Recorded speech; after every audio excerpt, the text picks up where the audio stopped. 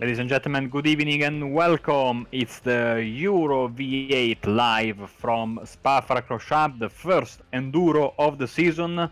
Live on Apex Racing TV, I'm Marco Barbanera, and with me, behind the cameras and in the commentary box, is Sam Kumo. Hello, Sam. Hello. Yeah, this is the first endurance race of the season, and I think this is one of the classic endurance tracks. One of my favorites, personally, and I think that is true for many of the other drivers as well. What do you think about this track, Marco? Fantastic track. I have had the pleasure, of course, I say it every time, to come here and watch the 24 hours of Spa in 2016. Great experience, and you know the league picked Spa and Bathurst as the enduros this season. It's a great choice, I think. We'll see. It's going to be 37 laps, so it's a lap race, not a timed race. Luckily, there will be no incident limit, but of course we know in this series keeping a clean slate of incidents is very, very important.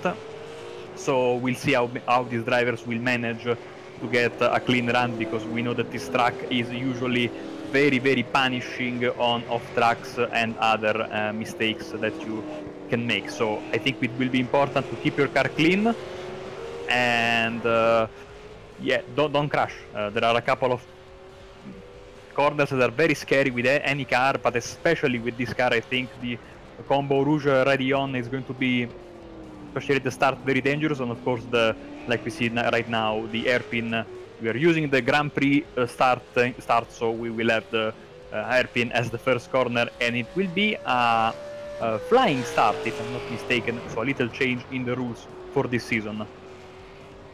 Yeah, I think like this is one of those tracks that really rewards good high-speed balance, and at least in my experience, the V8 Supercar is not known for its balance really. It kind of goes where it wants to go. So we'll see how these guys handle this qualify. I believe this is one of the tracks that caused some discussion during this season with the iRacing, and might be one of the reasons even the endurance races will have an incident limit.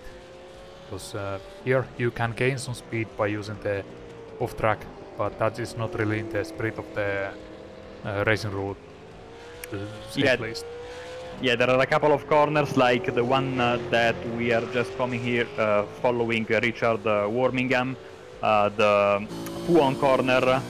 That's usually, if you go wide, you can gain a bit of time, but I think that these drivers will have like a gentleman agreement to not run too wide there. Of course, sometimes we have to go there because this is a very, very tricky corner. With any car, it's tricky with the Skid Barber, my road car of choice, so I can only imagine how tricky it is with a V8 supercar.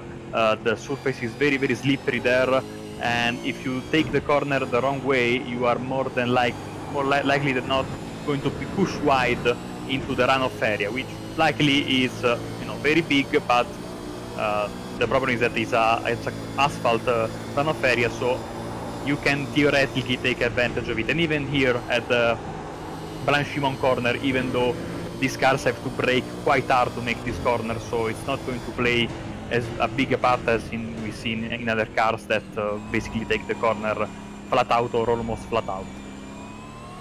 Yeah, and here we see Wormingham coming across to finish his qualify lap. It was not improved this time around, but we still have a couple of minutes remaining. And we should also go through the championships really quickly. Absolutely. Two championships, of course. The general championship, the overall championship, with Jamie McKnight, the leader, with 1,201 points, with Johnny Brandon following closely right behind him. And also, I'd say very, very close are Tony Pusterman and Nicole Foggy in 4th position. And 5th is Victor Morjon, a surprising name, but he has been absolutely super consistent this season. Richard Wormingham is in 6th, and Nikolai Bogatire, Anthony Woodward, Gary Croft, and Brenton O'Brien round up the top 10. Then we have the Gentleman Cup, the club championship, the yellow banners on the cars, when Richard Wormingham is the leader with 915 points, 878 for Anthony Woodward. Clyde Whiting is in 3rd, 794. Then we have Michael Frost, Peter Bingham, Bill Switzer, and Jose Borges rounding up the 7 drivers taking part in this championship. Early stages, Sam, of course, season is going to be long as per usual. We're going to finish around Christmas time, so still a lot of points up for grabs, but getting a good result today is massively important because these endurance races give you a ton of points, so you want to be to do your best today. Yes, and I think looking at the club championship, just seeing how few drivers there are kind of tells you how even and evenly fought this championship is, because to be eligible for the club championship you must have had never finished 5th or higher. So having so few drivers there, and I think that just speaks volumes about the quality of driving in this championship, and I think we might even see some of the club drivers moving up to the KSW in very short order. Absolutely, absolutely, especially since this is a car that requires time and it's not an immediate success if you switch to the V8 Supercar, and maybe it takes 1 season, 2 seasons, but then if you click with the car you absolutely are able to get good results if you are good enough. Of course, we've seen many drivers of course come up through the ranks, like for example the defending champion Michael Evdoka last season, and really establish themselves as top tier drivers in this series. We have 1 minute left in qualifying, plus the usual run over time for the drivers to complete their laps. So in a few minutes we will have the starting grid just for you, and it's an endurance race, so the starting grid is relatively not very important, but I think you want to stay as far in front as possible in order to avoid any possible calamity. And we know that this track usually, especially in the first lap, tends to be a little bit dangerous. Yeah, I think like once you get through this uphill section here where Taliansik is going to go right now, once you survive through that, then you can just breathe a little bit easier, because then you've made through the worst of it really on the lap 1 and start to kind of plan your moves ahead. Yeah, temporary pole sitter, current pole sitter, Johnny Brandon seems to be absolutely okay with his time, since he's in the pits as the checker flag drops. So other drivers are on the track, the pole sitter is not, so I think he's confident about what he's done. We'll see if the other drivers will be able to best his 2 minutes 21 seconds and 6.53. Michael Cracknell on camera right now is in P2 right now, so trying to get that final run. Czech referee is waving. This will be the start-finish line, this one here, so we are using the Grand Prix configuration, which will make for an interesting start, I have to say. Usually the rolling start, as Cracknell doesn't improve, rolling starts are using the endurance start on the downhill run, but you know, we have we start right here, and it's going to be interesting, of course, how the rolling start will play into going into that at a significant speed into that first hairpin. These guys have been kind of what we've learned over the many races that we've covered here. They are really gentleman racers, so I don't expect too many trouble there. As McKnight moves up to 5th place, just as the qualifier is about to end, and let's see if Taliansik can answer to that. He has had a pretty good Sector 2 and Sector 3, a little bit slower in Sector 4, but let's see what happens here. So he comes across the line.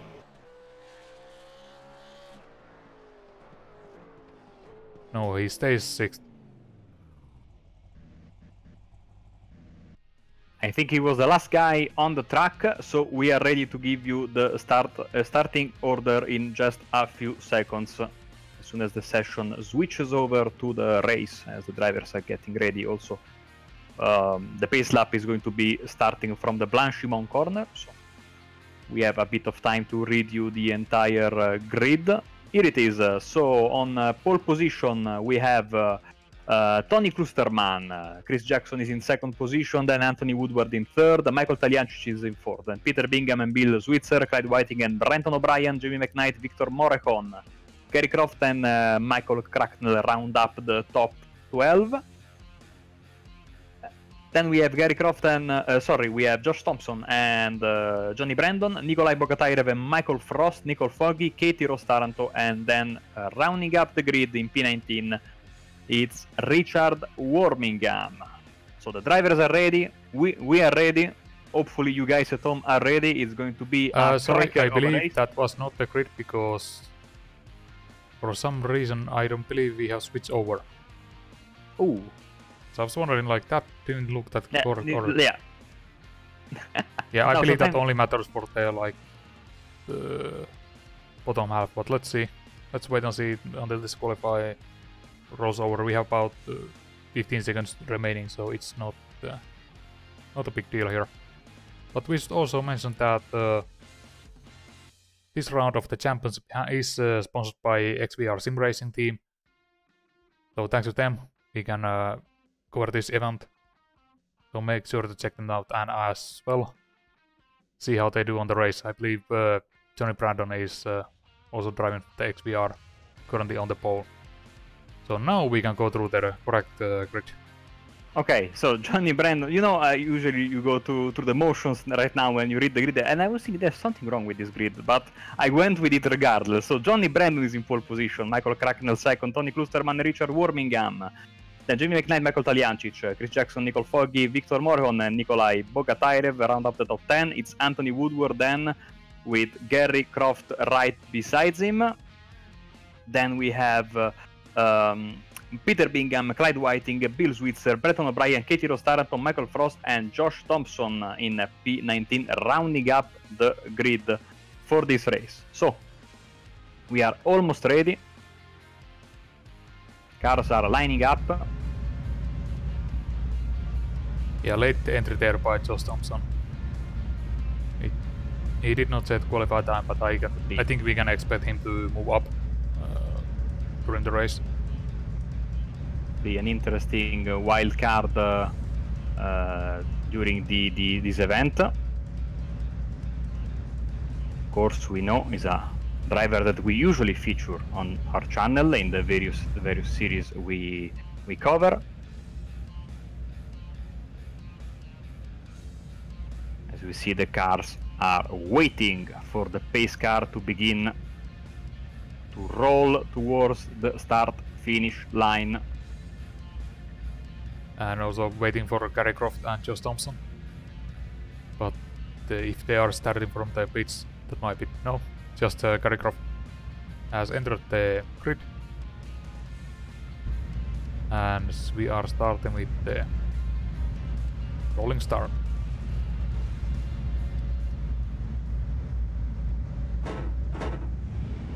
You can hear the car getting into gear as we are finally rolling, Sam.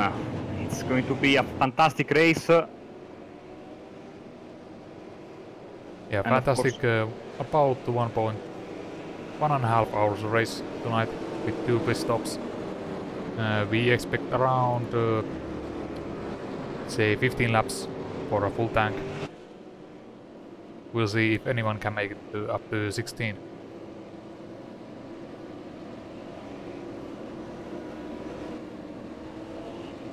Johnny Brandon leading the field. Well, currently that's Cracknell, but Johnny Brandon is the leader and taking the green flag. And here they go. Here they go, exactly. Everybody filing up to the first corner, waiting for the hard braking zone. We see some 2-3 wide there, but everything is going relatively smooth. And we say that Johnny Brandon, we can say, is the leader. Cracknell, Klusterman, we see Jackson here on camera. Bogatairev, Morricone going side by side through Eau Rouge. Oh, this is going to be close. And they have to lift, and I think, yeah, there's going to be a big slowdown for Bogatairev, sadly. And he will drop, I think, to the back of the grid. I think maybe he got away with that, but it looked like he caught the corner. As we see, great battle between Foggy and Jackson going into the chicane of Lecombe and down to the Brussels corner here. This long right-hander, as we see Bogatayrev losing position after position. So yeah, he was hit with a big first lap slowdown, and those are usually very hard to recover from. But all in all, I'd say some pretty decent start by everybody, no contacts. And Josh Thompson is way back. I don't think even... I don't believe he took the start. No. Yeah. So, a couple of movers here. Jamie McKnight moving up one position, overtaking Richard Birmingham there at the start. Then we have Woodward up 2 positions, Gary Croft plus 2 positions, Bingham plus 1, Spitzer plus 2, and Brendan O'Brien plus 1. And the biggest loser was Bogatayrev, losing 6 positions because of that slowdown.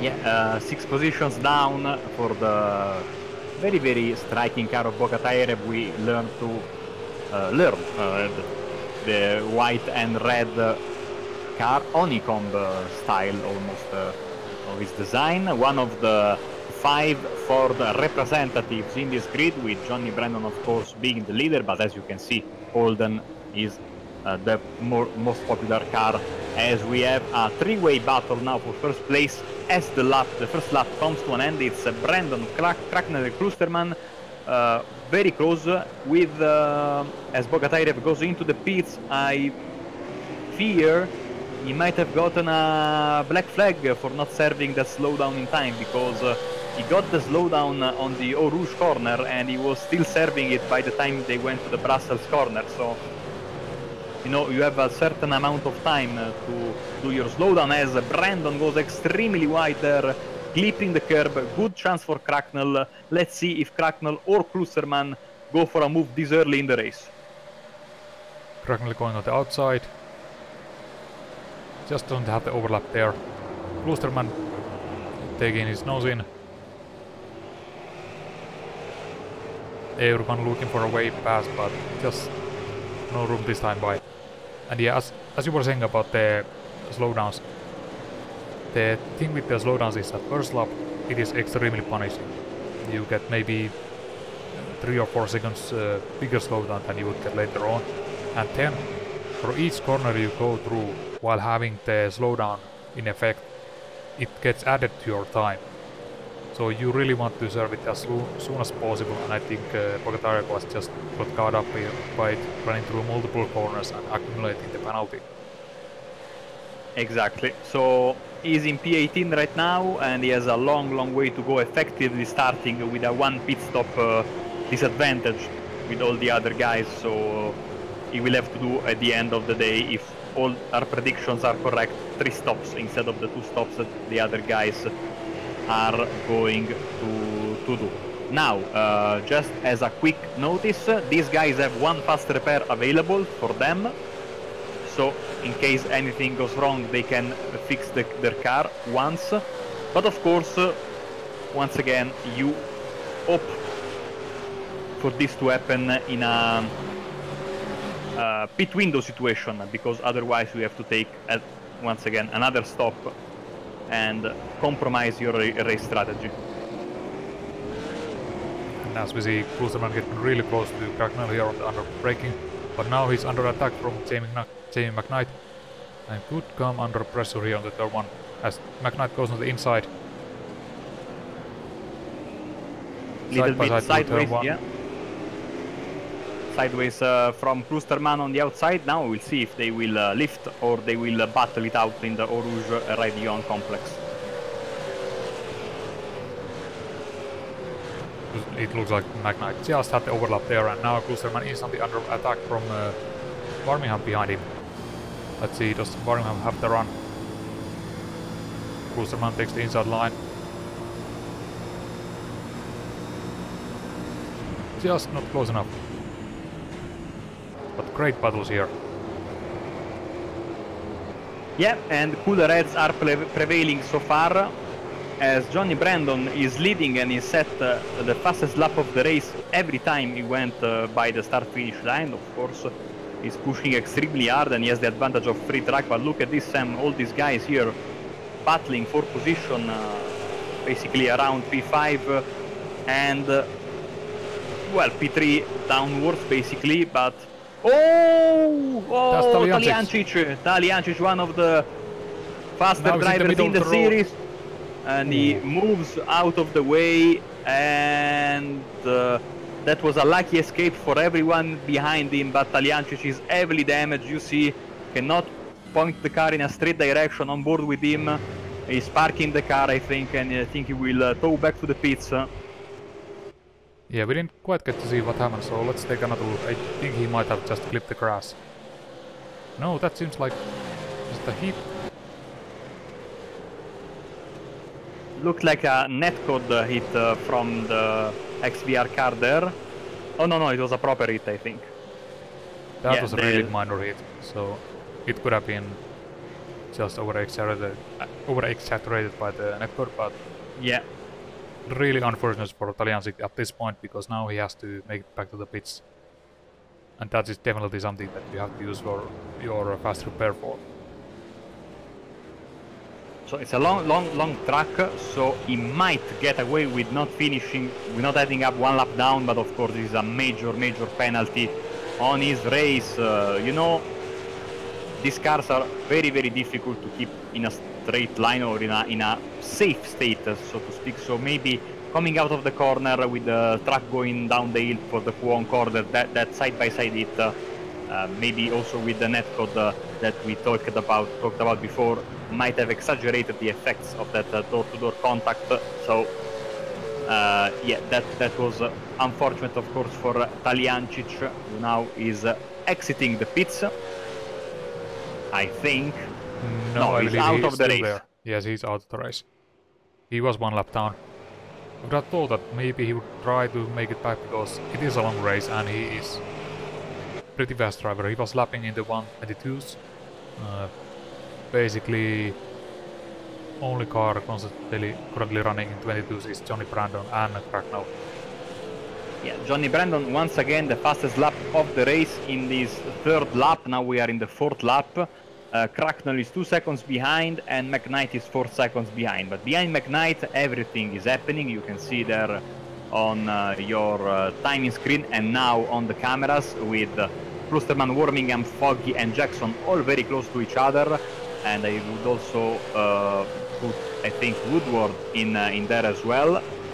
They are having quite a nice scrap. I think Woodward is a bit far behind, I think. Croft is in 9th position with his Ford, and is Victor Morejon in 10th place, as I think we have an off track there from Bill Switzer, losing a bit of time there. Oh, he's all sorts of sideways in the chicane.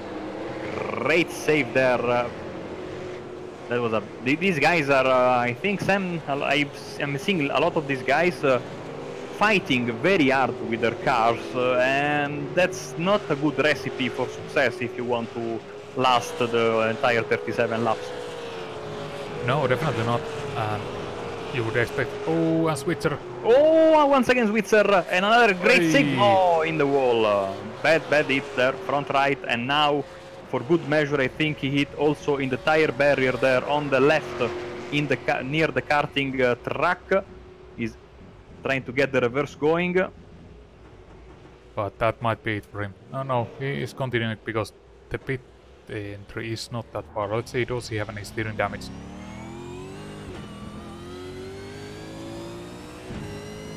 Seems alright to me. Yeah, I think what happened there was the first incident where he went off track.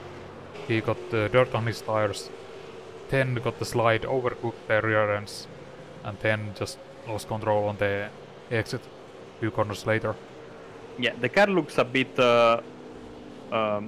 let's say, not very well balanced, but is continuing, so maybe he feels like the car is okay. Of course, it will be a huge test of the balance of this car when he goes to the Eau Rouge corner in a few seconds, as Bogatairev... Oh!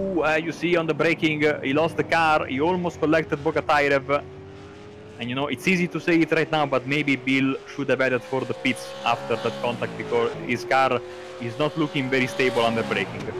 Yeah, that's definitely some damage to the suspension because that's not something that usually happens. It just darted off under him and it's not just overhit the tires there. I think that was just a piece of paper between the two cars, and that was very, very lucky that they didn't touch each other. As Nicole Foggy is trying to gain some more position, he's right behind his teammate Richard Wormingham, and this is a battle, of course, for P4 with Jamie McKnight 1 second up the road. I think like fifth position is something that Wormingham will want to keep until the end of the race, because if you remember, for the club you must have not finished 5th or higher, so this would be 5th place for Wormingham. So that would be his best results unless this current season counts. No, running wide there at Blanchimont also poses an interesting problem because there are a couple of bumps. If you go just a little bit too wide, you risk upsetting your car. And I've crashed into the wall on the left side many times after running wide on the right side there at Blanchimont on the exit, so I cannot imagine with these cars it must be even worse than with the GT3 car. So be careful for that bump there. And Foggy, I think, will go for a move here, maybe after the Eau Rouge down into the chicane after the Camel Straight, because I think is a bit faster than Wormingham. Yeah, he's definitely faster, but he wouldn't want to do anything too crazy against his teammate. And I think if he gets the overlap, Wormingham might just let him go. Yeah, Wormingham not putting up too much of a fight. Good move there. Of course, Wormingham was a good teammate, not forcing the issue, and Foggy is up to 5th place with Tony Klusterman in front of him. And the gap between the two. Take a look at the lead. Yeah, still Johnny Brando leading. And he has been able to open about 3 second gap over Cracknell. And then third is McKnight about 2 seconds behind, so it definitely looks like Brandon has the most pace out of anybody right now, but McKnight's last lap time was about 10th faster than Cracknell, so I think we will have a pretty good fight for the podium positions at least, although it is way too early to say at this point. I think it's going to be interesting. We usually don't talk about it in the shorter races, the way the guys will be able to preserve their tires and maybe get, you know, an undercut, maybe get a couple of laps extra of life from the rubber, and get maybe a move done and close these gaps that seem a bit big, especially, well, I wouldn't say big, but you know, 3 seconds and then other 2 seconds from second to third are, well, of course it's a long track, so lap 7, yes, but it's 7 very long laps. So still behind McKnight, you see the battle rages on with Klusterman. Oh, he touched the grass. Good save by Tony, but he's going to lose a lot of time, as we see Foggy trying to take advantage. Yeah, I was looking at there was something happening with Bingham, but it wasn't. And back to this battle. Yeah, Foggy now has a fantastic run coming out of the Rouge Raidillon, all the draft on the Camel Straight, in the middle of the track basically. Klusterman trying to defend. Let's see if Foggy, maybe we will go for the outside. He's going to wait a bit, not force the issue. But yeah, that was a lucky escape from Tony there. He clipped the grass, was able to save the car at the expense of a lot of time lost, but better that than smashing into the pit wall on the right side, or going wide and hitting something on the hairpin, on the outside of the hairpin. So Foggy is looking extremely racy. I think he will go for a move there. Yeah, something I noticed that they have very different driving lines, driving styles. Klosterman is constantly tapping the brakes mid-corner, whereas Foggy and Warmingham, they hardly use any brakes, so I don't know if it's Klosterman fighting with the car balance, because usually you wouldn't want to just keep tapping the brakes, because that's... There you see Warmingham not losing the brakes at all. I mean, that causes extra wear to the tires and kind of breaks the momentum. Again, Klosterman having to brake in this corner, so it's definitely suffering from some understeer, I believe. Yeah, and a fantastic run there for Foggy, but now he has the outside going to blush him on. It's going to be very brave move if he completes it. He has a good run, and I think he is through. Yeah, great move by Nicole Foggy on the outside, getting a good run coming out of the corner where the karting track is, and that is P4 for the XVR driver there.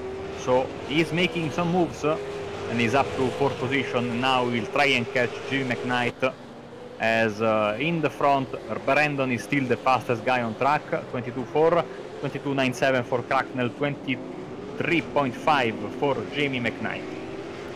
Yeah, Foggy is a really fast driver, so it will be interesting to see how his lap times compare to McKnight and Cracknell. I would expect him to at least catch up to McKnight. His sector times are comparable even when basically being stuck behind Klosterman. As we see, even Warmingham catching up to Klosterman here.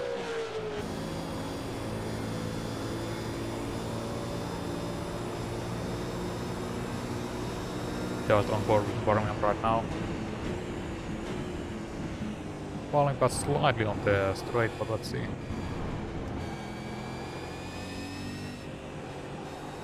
Let's also take a look at Klosterman and just see how he's dealing with the car. Is he struggling with the...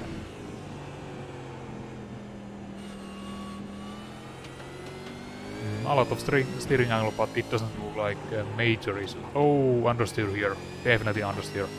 Yeah. You know, the fast drivers won't oversteer. I'm a slow driver, so I like understeer. But yeah, it's never a good sign when a fast driver has to battle with understeer, and maybe that's why he has to do some braking mid-corner to get the car pointing, I think, Sam, in the right direction. Yeah, but it's definitely not a good sign if it's about halfway through and you're now getting the understeer, because normally the balance would come to you as the car... Oh! Now getting loose on the end exit as well. Yeah, especially in a V8 supercar where you don't expect the car to be as tight as Klosterman's is looking right now, and now he's under pressure from Warmingham as well, so there's definitely something that is wrong with that setup, something wrong with the car. Good thing for him, he has long ways, 29 laps to figure what's wrong and a couple of pit stops. Oh, that runoff area there, that AstroTurf caught Warmingham unawares. He was braking there and he lost control of his car momentarily, and a free position for Jackson.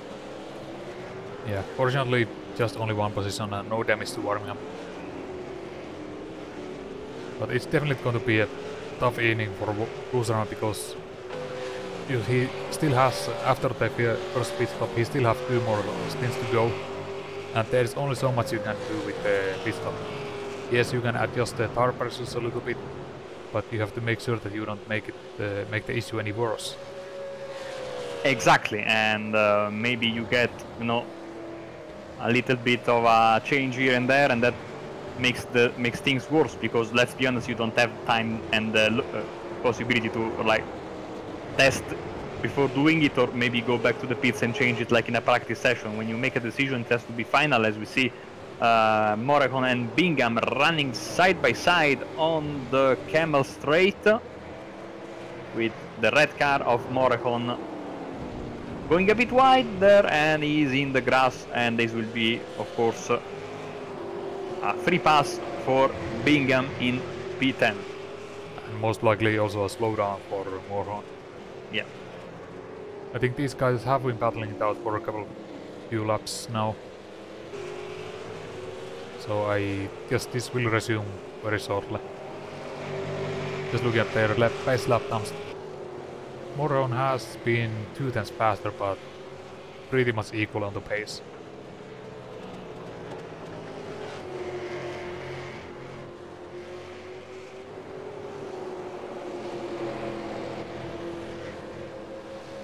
And let's see, what else do we have going on? Foggy is really pushing on McKnight right now for that final podium position. I believe Foggy, it's... yeah, it is Foggy, yeah, right.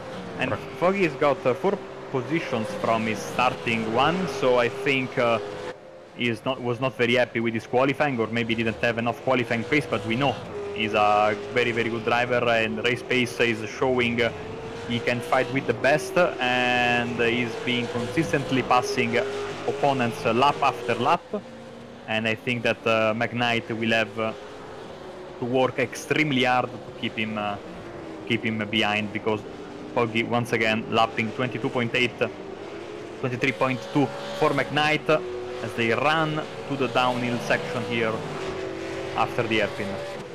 Yeah, not so good exit for McKnight here, and Foggy is really closing in. Let's see, can he get a good run here? Ooh!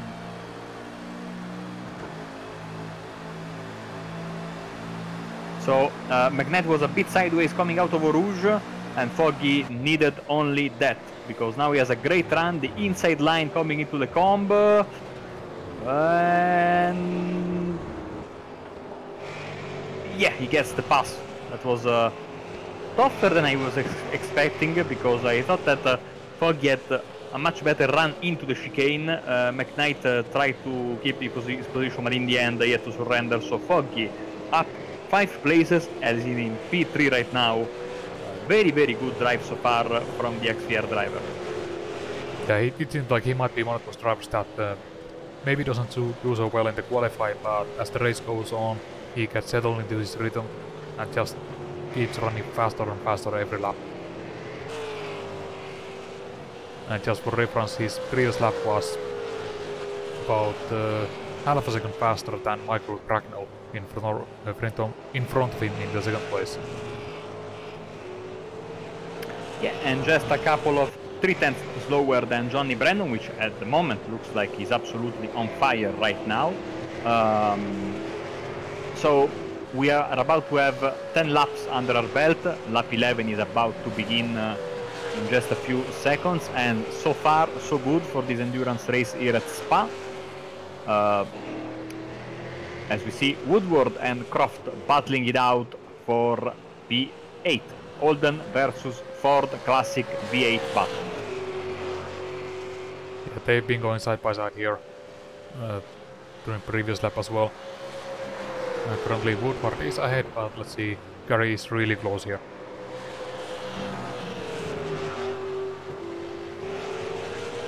Woodward does not defend the inside line, but Croft is just not close enough. Lost some time through the kink. Very difficult corner this one, this bus stop chicane, especially when you have to get the power down on the exit. It's very easy to lose the rear end. You can lose the rear end even with a skip barber there, so it's going to be extremely difficult to manage these huge engines when they try to get all the power down.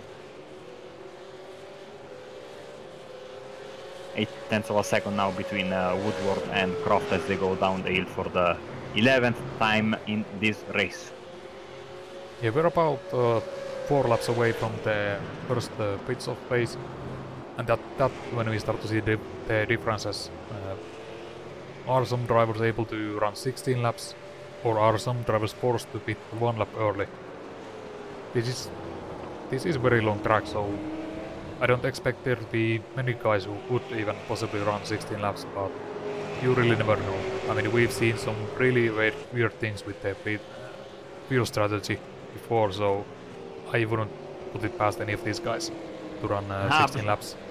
Absolutely, and we saw in our last Enduro, as Bill Switzer is in the pits, we saw in the last Enduro before this, it was last season of course, at Suzuka, that drivers were implementing all kinds of different strategies, and in the end first and second had two completely different strategies, 2 stop versus 3 stops, and the final margin of victory was 0.08 of a second. So this series is famous for its tight battles, and when you throw in longer distances, the strategies that these guys take makes it even more interesting. So let's wait and see what happens in the pit stops, because this one I think is far from over, especially the battle between, well, Foggy and Cracknell, with Foggy trying to close down.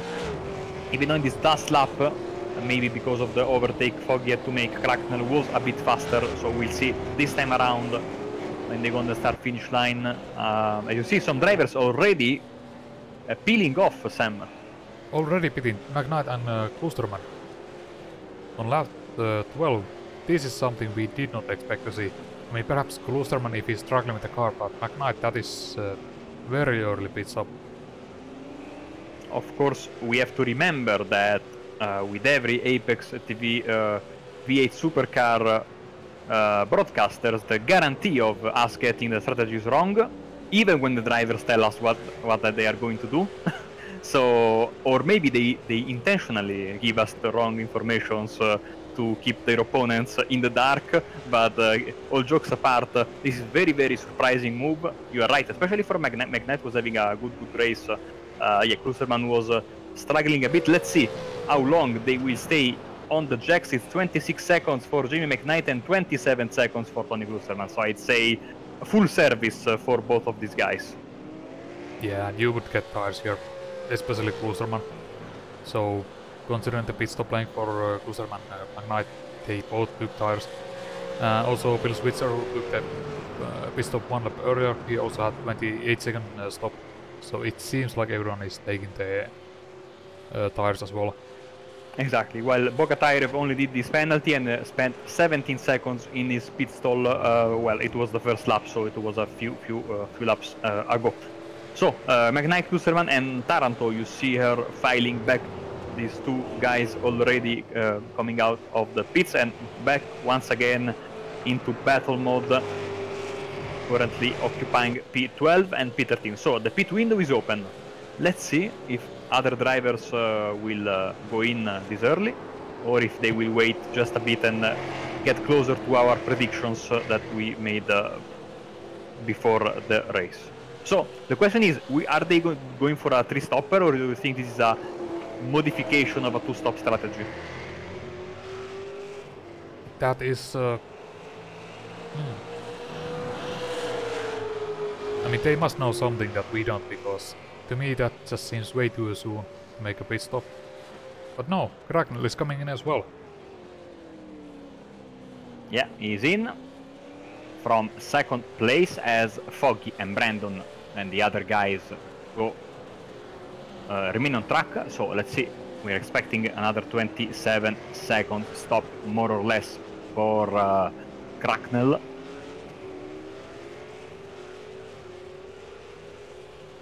On the jacks, so it's going to be full service. The time you see on the bottom left of your screen is the full pit lane time, and then you will see also the pit stop, just the pit stop time once the car gets out of the box. Also we see Bingham in and Whiting in as well. So I think what these guys are doing, they are splitting the race in even length stints. So that is about lap 12 or lap 13 when you need to pit. But I mean, coming in after lap 12 or lap 11, that is way too soon in my opinion.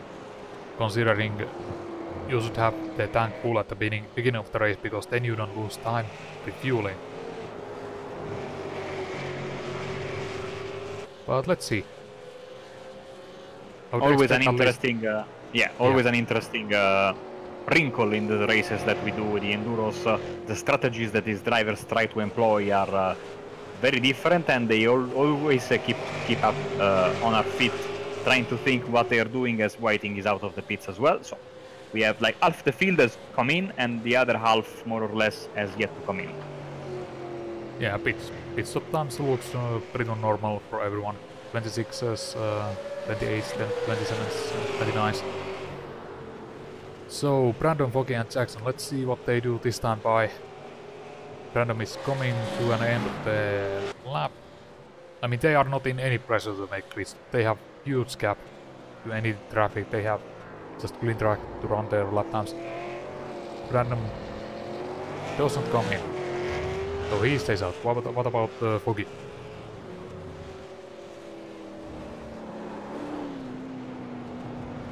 He also stays out. Chris Jackson, he comes in. So I'm betting Birmingham stays out. Okay, so this might be something with the teams, because all the XVR, they are staying out.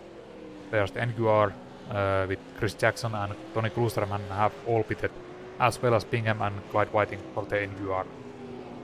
Yeah, good observation there. Also, we haven't talked about the pit lane because with the the renovations that they made back when the track was for a bit outside of the Formula 1 calendar 10 years ago, more or less, they made this new bus stop and a new pit lane. The entrance to the pits is extremely narrow. I think the V8 Supercar just fits barely inside those two walls. So drivers will have to be extremely careful when they get in, especially if they get in with company. So hopefully nobody touches the wall or other stuff like that. And then you come out with this GP pits here. You can come out of the pits from this point on when the track finishes doing the first chicanes, the first hairpin, of course. Which I think is good because otherwise you have to do all the pits, the entire pit road and the endurance pit road if we had the other configuration. Yeah, and also the exit is fairly bumpy later on, so it is extra difficult with these cars. And then with the fresh tires, cold tires, sorry, you have to do the Eau Rouge first thing you do after you come out of the pits. So never an easy moment for these guys when they come out of the pits with fresh tires. I would say never an easy moment with this car. Yeah, I absolutely agree with you. As McKnight and Klusterman are still going at it as they come to the Brussels corner. This is the corner where, on Sunday morning of the 24-hour of Spa 2016, I fell down that hill that you see there when the cars take the right-hander because of the slippery terrain, because it was raining. So, luckily the cameras were not pointing there at the moment. As Brandon is in, so maybe we expect Foggy and Birmingham as well, let's see. And here you see the narrow pit line. It's so tight. And even on the smaller cars like Skid Barber, it feels so narrow. So this car can just barely fit in. Foggy is staying out. Yeah, and let's see Birmingham. He stays out as well. So different strategies between... we have to clarify, of course, these are teammates, and you see Birmingham and Foggy are running the Holden, and Brandon is running the Ford. But speaking of the car itself, there's no difference. So it's not a matter of, the Ford is more angry with fuel, or it gets a bit heavier on the tires. No, they have the same tire wear, the same engine and fuel consumption, so it's just, I think, strategy at this point, as Woodward also comes in whilst Brandon goes out of the pits. And there you see the awkward pit exit. And he comes out behind Cracknell. So, how did that happen? Yeah, let's see, because it's pit stop time, and watching the pit stop time of Cracknell was 26 and Brandon had 33 seconds of stop. So, did he get a speeding penalty? I don't think, because usually you get like 15 seconds, and it doesn't add up with the usual 27 seconds that you get.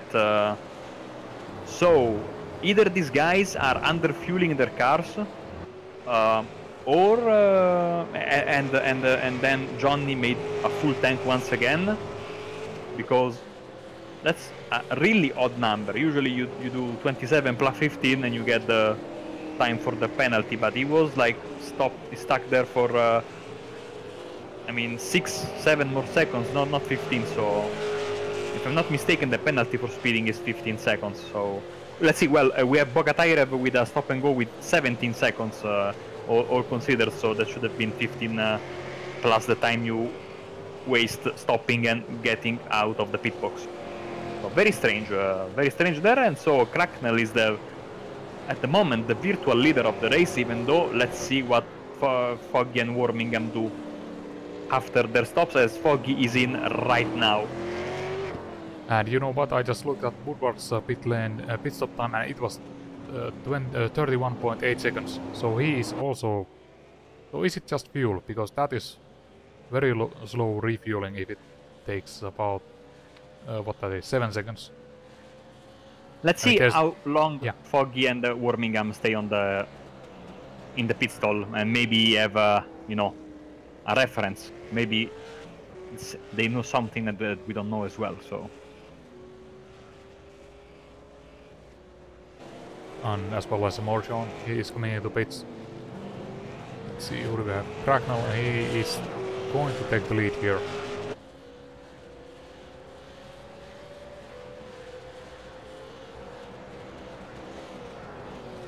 Long stop for Foggy.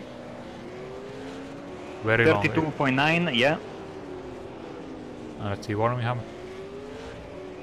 28, 29, 30, 31, 32, 34. 34.5 seconds for Wormingham. So it is something with the strategy, because all the XVR are running much longer, and they must be just taking the full tank. I don't see any other explanation here. And perhaps their intention is just, for the last stint, just get the fuel, don't change tires, and go. Yeah, they might do a splash, and or maybe, just change the tires, but they will have those fresher tires for the final run. Or just don't change, because now the car will be a bit heavier for them. But let's see.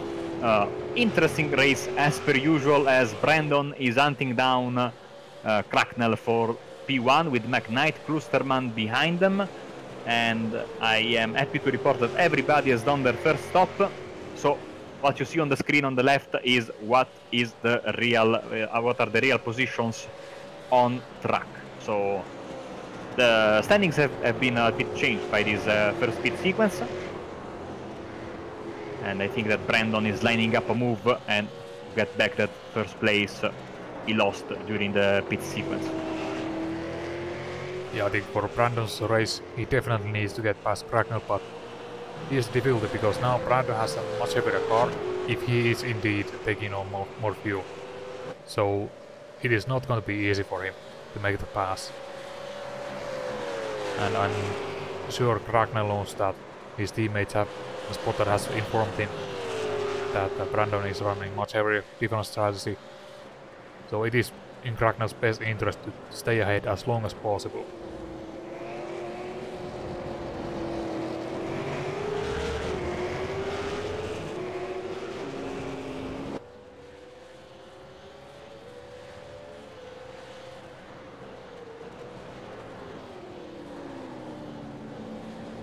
So on the right side of the screen you see the pit strategies for the top 7 drivers in this race, as Brandon is closing and closing and closing on Cracknell.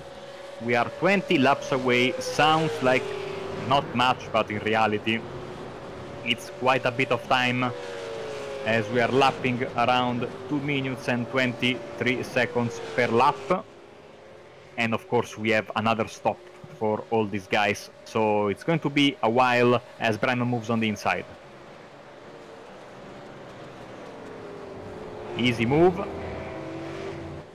controlling the heavier car to the chicane, not easy, but he makes it look easy and he gets his first position back. So let's see, next XVR was Nico Foggy.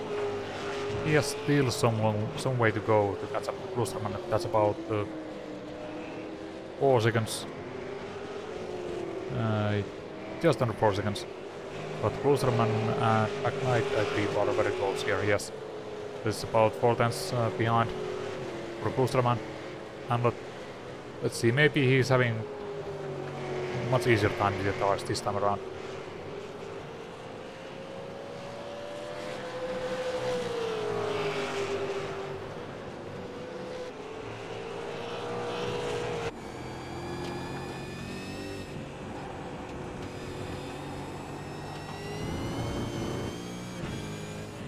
So let's give a shout out to our colleague Sam Fitzpatrick, who is enjoying the magic of the WEC at Silverstone and is not with us today.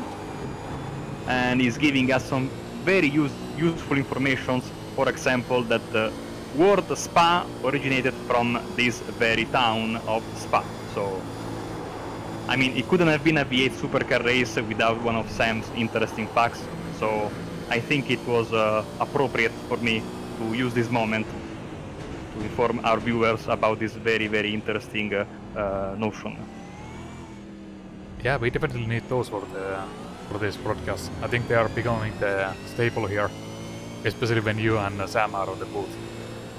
With Adam and Andrew, it's mostly the useless puns, I think.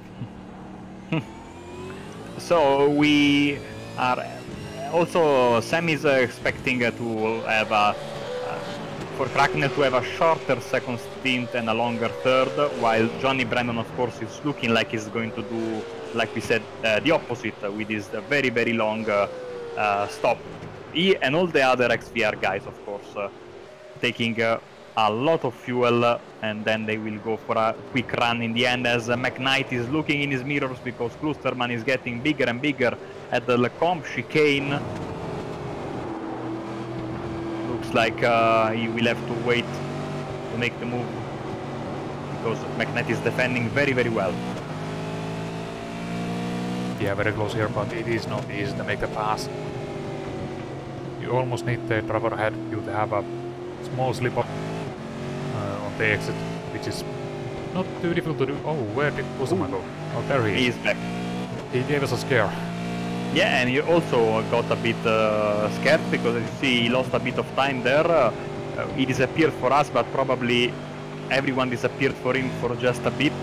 Also, I would like to a big shout out to one of our viewers. It's AJ Barton, teammate of mine, and he's watching this race, of course, because he's a big fan of the Euro V8s, and he's also asking me questions on the stream. So always good to engage with our viewers as we are on lap 18 of 37, and this battle for P3 has just calmed down a bit because of that little moment for Klusterman there with his connection, but I think that Tony is showing good pace, and don't forget, of course, behind him Foggy is once again trying to make a comeback like he did in the beginning of the race, and he gained all those positions. He is trying to once again get close to these guys, knowing, of course, Foggy, that he will have a shorter stop come the end of the race. Now let's see the lap times as they come across.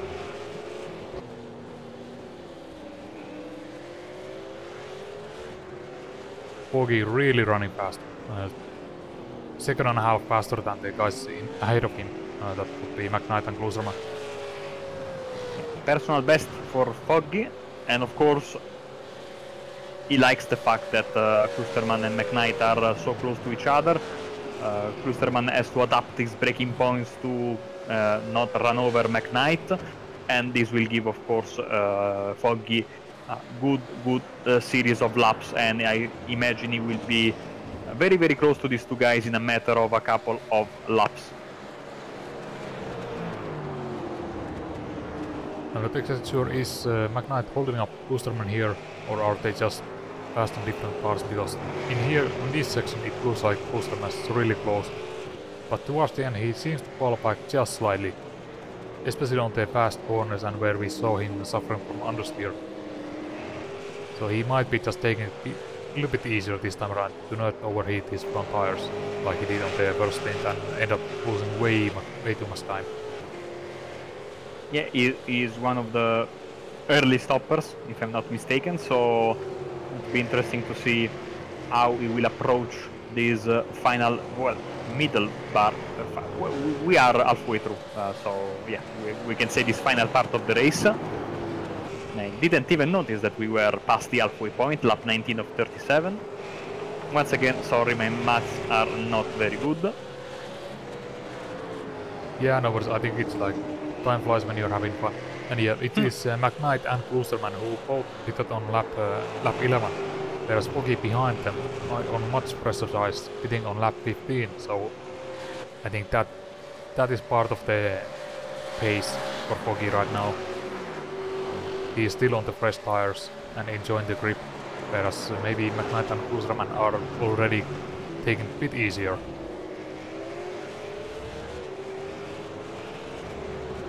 Hard braking here at the bus stop.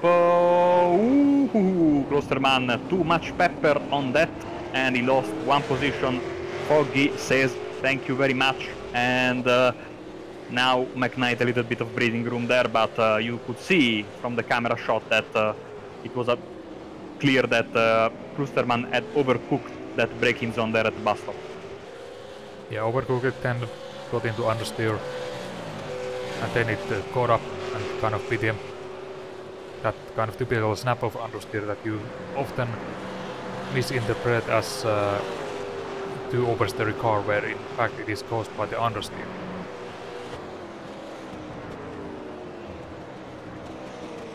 Now let's see, do we have... I saw Bingham was having good battles here with Croft a while ago. Yeah, I think he just lost a position. Bingham, oh, very deep, and there's contact there. I don't know what happened there, but it looked like Peter completely lost his reference point for the braking zone, because it was absolutely too fast there, and that was a big contact. His car is damaged. Let's see the replay. I believe he might have locked the rear brakes. Yeah. Yes. Just locked up the brakes and he was passenger at that point. Yeah, and he hit Gary Croft on the right side. Let's see how Gary is feeling, how his car is feeling. We'll have to check the lap times. But that was unfortunate. Foggy is really pushing on McKnight right now for the final podium position.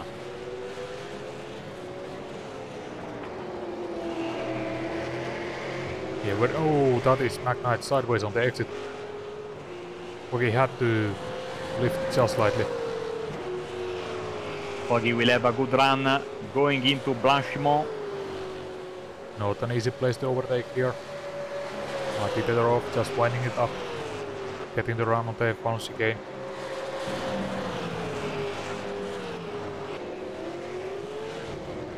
You have to say, Sam, the track limits abuse has been absolutely remarkable by these guys. They are all within the lines, off track here and there, but I'm not seeing people running intentionally wide, both there and at the Pouon corner, so, and also here at the first hairpin. So good driving by these guys, as McKnight is now doing the opposite of what he did before. Before he was, let's say, holding up a bit Klosterman. Now he's doing the same with Foggy, and Klosterman is getting back into the fight.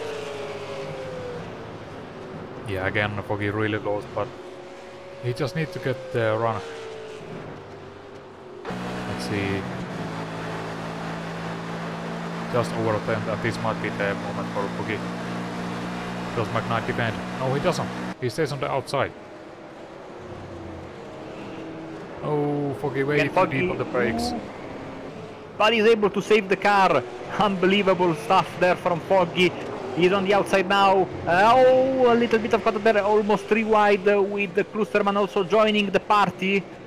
And I tell you what, McKnight is about to lose 2 spots in one corner, even though he will have the inside on the next corner. The better line is on the outside, but McKnight forces the issue and keeps the position. Good move there, and Foggy gets another move made, and now it's McKnight and Klosterman fighting for P4, as Bingham is in the pits, but I think it's because of a crash. Yeah, the crash he had before, of course. Well.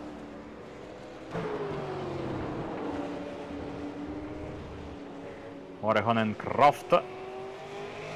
We see a lot of drivers going a bit too deep in that chicane. Seems an easy chicane, but it's very easy to get your entry point wrong and run just a bit wide. Of course, Foggy was almost, you know, a gymnast, I say, in keeping the car in good balance after he went very deep into the brakes and complete the move on McKnight.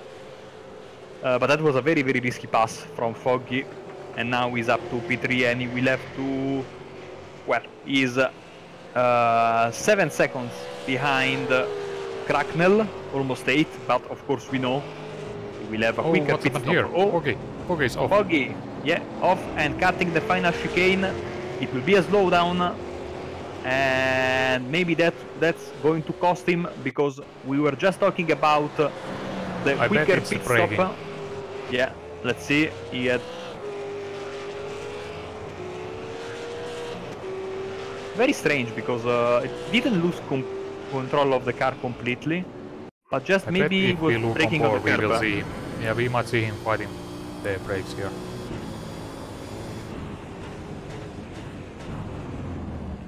Yeah, you know, I was talking about that, the fact that he was going to have a slower, a faster pit stop in comparison to Cracknell, but now maybe with this error the advantage might be negated, because now he has not all. Well, he didn't lose a lot of time, but he lost 2 places, and now he's in a huge battle, and around goes Kloosterman, and he hits Foggy once again while spinning. So, controversial moment here at the chicane, and Kloosterman is left with a bit of damage and 2 places lost in 1 corner. Yeah, just not enough space between the guys there, and that cost Kloosterman 2 positions. Yeah, Foggy is able to continue, but you cannot take too many of even those kind of decisions before it causes you suspension damage, as we saw early on. Foggy is probably fuming for his mistake he made at the chicane, probably because it will impact his alternative, let's say, alternative strategy, and he was trying to do too much there. Contact was not necessary, I think. Damage to both cars doesn't seem to be much, but still, you are right, you want to avoid any kind of contact, especially in this kind of race. And now Cracknell gets even more of an advantage over Foggy, and McKnight, of course, sitting there in P3. So it's all playing out nicely with these strategies. The Euro V8's Enduros never fail to deliver, Sam. No, I mean, this is just more of the usual Euro V8 action that we see. I think one of my favorites has been always the Bathurst. Like, that is just a classic with this series. But I also enjoy like these F1 races, the European circuits. And do we have something happen with the Croft? Yes, I was just taking a look at. He has stopped on the track. And towing back to the pit, so something must have happened to the Ford of Gary Croft. Let's see the replay. Was is he out of fuel? He broke the engine. Wow. Wow. Engine failure. And Gary Croft he's going up. Yeah. 3rd gear. And then it's gone.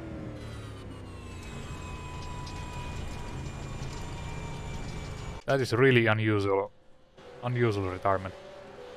I was looking at the front of his car, didn't seem to have any kind of damage on the front of his Ford, so, you know, sometimes you hit very hard on the front and you compromise your radiator, your cooling, and then after, you know, 10-20 laps, poof, it's gone. Usually happens on the ovals with the NASCAR racing cars, but his car looked decently clean there, so I'm very, very surprised. Yeah, and too bad for Gary. Yeah, what's the air temperature here? Are we running at extremely hot conditions? So could that be the cause with over-revving the engine? I will tell you in a second, because I use the Imperial system for... Oh, right. But I will get you the conversion done super quickly. So the track temperature is 27 and the air temperature is 23 degrees. So that's not too bad. That is pleasantly cool. I would really take that kind of temperatures right now, but so I don't think that's the issue. So as far as I know, the engine breakdowns can happen by either just simply shifting down too quickly and over-revving and killing it on one go, or if you keep abusing the revs and running it at too high RPMs for an extended period of time, and especially in the draft. So But if you remember, he was proceeding at a very, very slow pace. So either he had a warning signal, and he was proceeding very, very slowly to cool his engine, because he was not going full speed coming out of the left-hander there. So very strange. Yeah, I think hopefully we will hear from it. So, Gary, if you are listening, we would like to hear from you, maybe on the chat.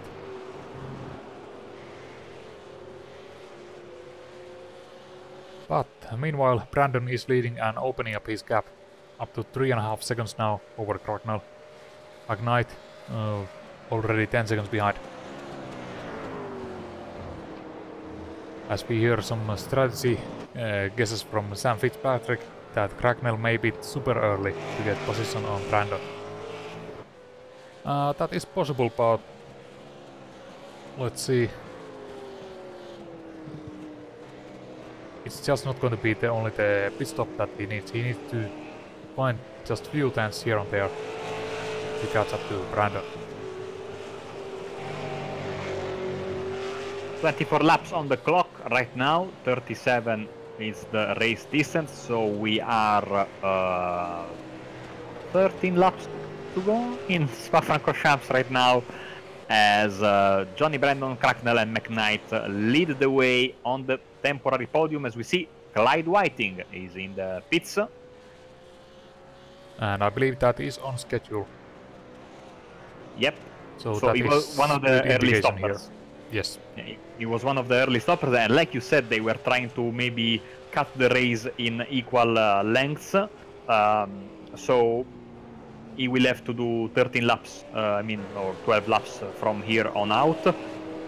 Jackson is having a quiet race, let's say. He's been there around the 5th position all race long, never lighting up the timing screen, but he's having a consistent race. Foggy is not far in front, as you see, but of course Foggy has his sights set on that second spot with his alternate strategy. But once again, we will have to see. It's going to be interesting to see how much his mistake here at the chicane and the contact with Tony Klusterman. McKnight in the pits. Yeah, McKnight is in, lap 25.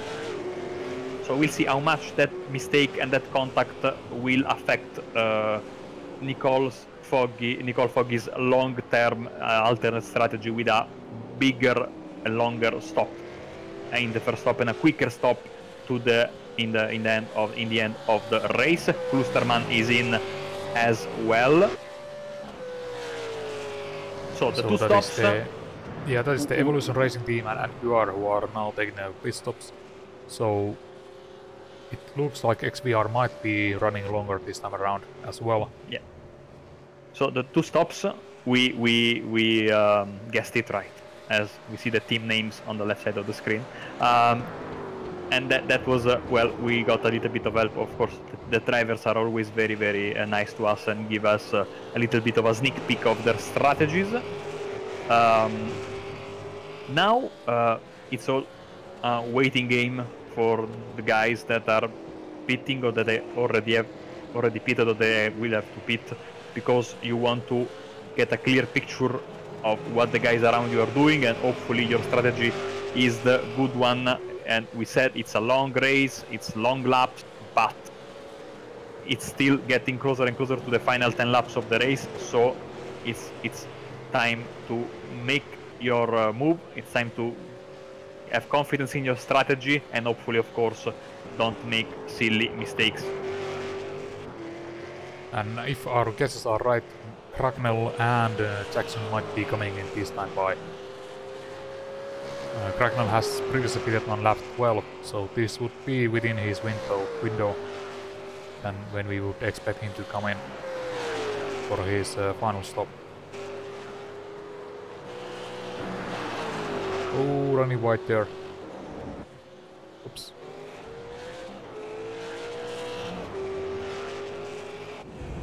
Let's see, does it come in? Yes. Yeah, we are on a roll today. Cracknell is in from second place, and it's going to be, I expect, a long stop. Yeah. So we are not completely useless. We won't get fired.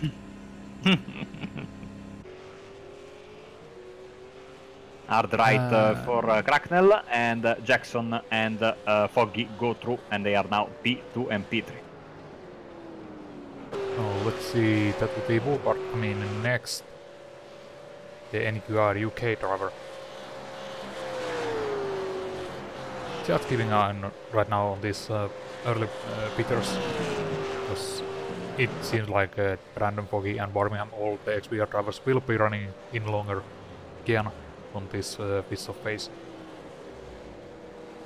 No, I'm wrong this time around. But O'Brien is in.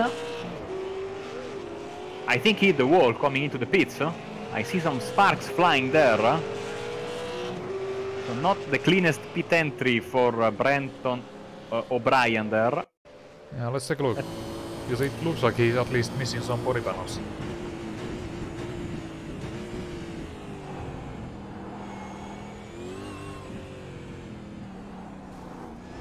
Yep, that's the tight pit lane entry. He hit also on the left for good measure, but yeah, I think he will have to... I don't know, maybe if he still... I think he still has a faster pair. It's not very big damage, but, I mean, for the final run, you want to do that. Even though he's taking... well, of course, that is the pit lane time. 27 seconds in stop. Also, he's out of the pits.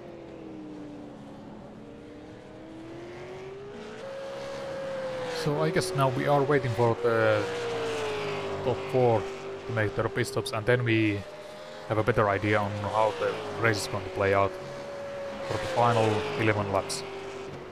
Exactly. Ford driver, XVR driver, Johnny Brandon leading the way as we get into the bus stop chicane for the 26th time today, and Johnny stays on the track. He will do another lap. As you see, the top 4 have yet to do their second stop. So does Woodward in 6th and Morricone in 8th, and also Katie Rostaranto in 12th position. Everyone else has done 2 stops, but let's remember that Bogatairev has had to come to the pits earlier, so he will have to do another stop because of the penalty he got at the very beginning of the race. So in theory, you can consider him having 1 stop for strategy purposes, as Brandon is coming up on lap traffic. And who is that others?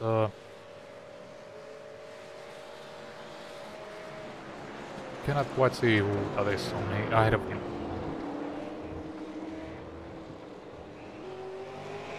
That is number 13, should be Clyde Whiting. He is.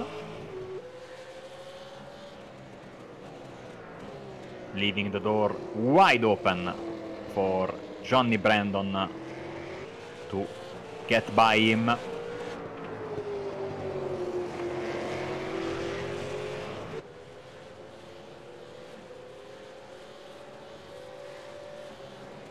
And right now the gaps have opened up quite a bit.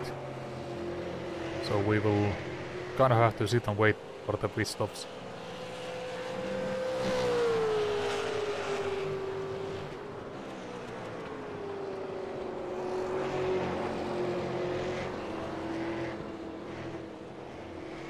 See, you can hear, maybe if you have your volume turned up a bit, Brandon feathering the throttle through the corner. You want to be gentle with this car. Don't want to give the engine too much power to put down on the wheels, because otherwise it's a 100% sure spin, especially this late into a run. As you see, the tires squeal a bit as Brandon gets in and through the Blanchimont left-hander there. A hard braking zone here at the bus stop, as Bingham is in right now from P13. So left here, he stays on the track, 1 more lap, and it's looking more and more likely that the strategy was what we sort of guessed when we saw that very long stop by the XVR guys. So pit as late as possible, flash and dash, go out of the pits and try to take advantage over the other drivers. Jackson is in. Yeah, Jackson is in, and Brandon and Foggy still staying out. And it is really clearly telling how smooth Brandon is with especially the entry and mid corner. Maybe it's a little bit of wheel spin on the exit, but that just happens with this car. But he's really smooth with his input, better in the throttle and just gently coasting it in, not fighting it too much. So Jackson had, I think, a 30-second stop in the previous time in the pits, so not as long as the XVR guys, but still quite a long stop. And we'll see this time how long does it take to him to get out of the pits.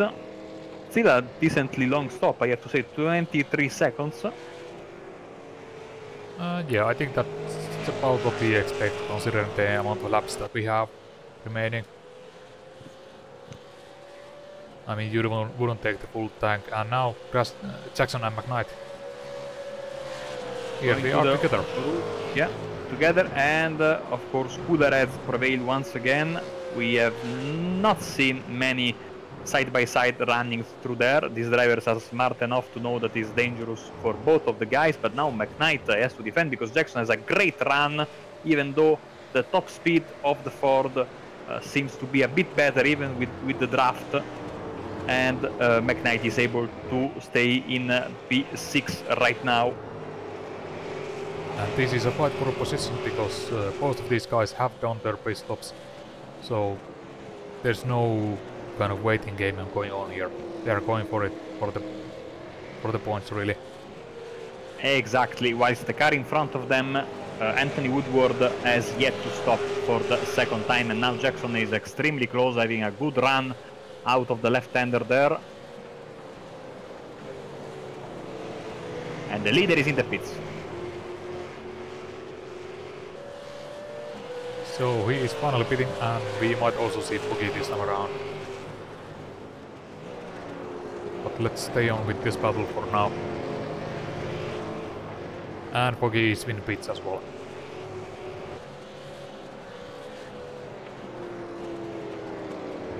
So an eye on the clock on the bottom of your screen, or if you are on the live timing website, to see warming in as well. So coordinated pit stops by the XVR guys.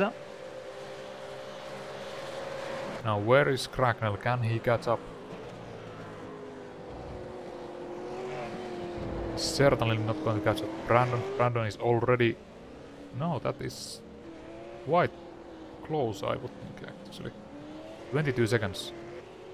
Yeah, 22 seconds. Cracknell is in P2 right now. Fogg is in third. And Wormingham is still pitting. So Fogg is coming out of the pits right now. Behind Cracknell, in front of McKnight. Whilst Wormingham is falling a bit backwards.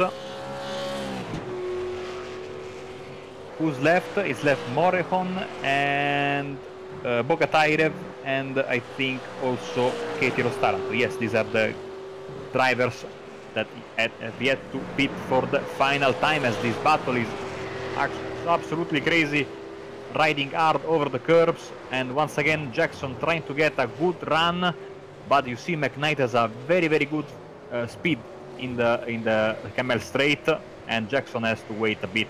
He cannot make a move right now. Yeah, McKnight he's just able to nail that corner so much better, and he doesn't give Jackson any chance to make a move there. Maybe Jackson is getting decent run out of the third one, but like you don't want to go side by side through the uphill there. We saw it once during this race on lap 1, and that resulted in a massive slowdown penalty, and even this black flag penalty, I believe, for the... Who was it? It was... Bogatairev, yeah. Yeah, Bogatairev, yeah. 555. So now an eye on the clock once again, because we have to see how fast will Foggy lap out of the pits. He's got Michael Cracknell 5 seconds in front of him. We've got 29 laps out of 37 completed. So this is lap 30. Sorry, we are on lap 29. So far, Foggy was 3 tenths faster in sector 2, 2 tenths faster in sector 3, and let's see, once we get to sector 4 and sector 5 times, he's definitely catching up, but there's also the fresh tire effect when you come out of the pits with fresh tires, and that is 1/10 faster in sector 4. So he is still gaining a lot. But usually these tires you get about 1 or 2 laps that are just blindingly fast, and then it settles down.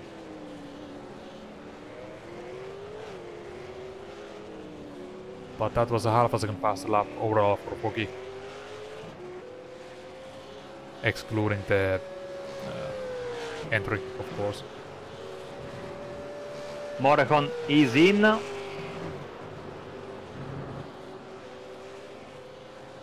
So that should be everyone in the pits. So let's take a quick look at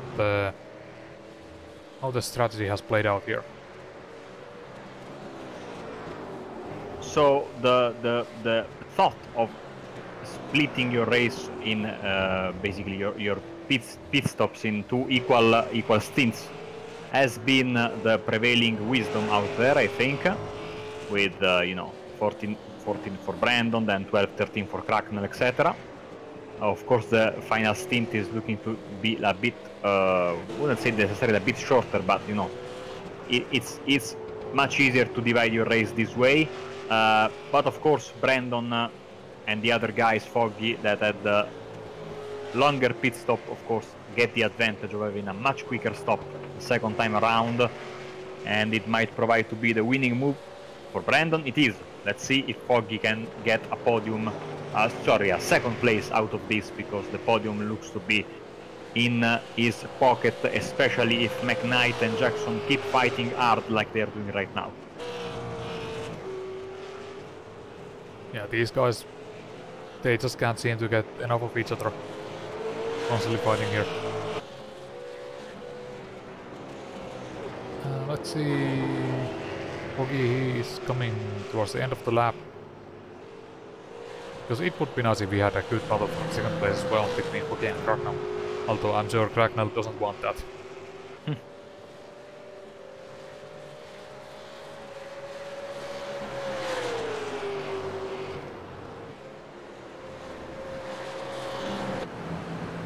So it's a 2:22.2 for Johnny Brandon.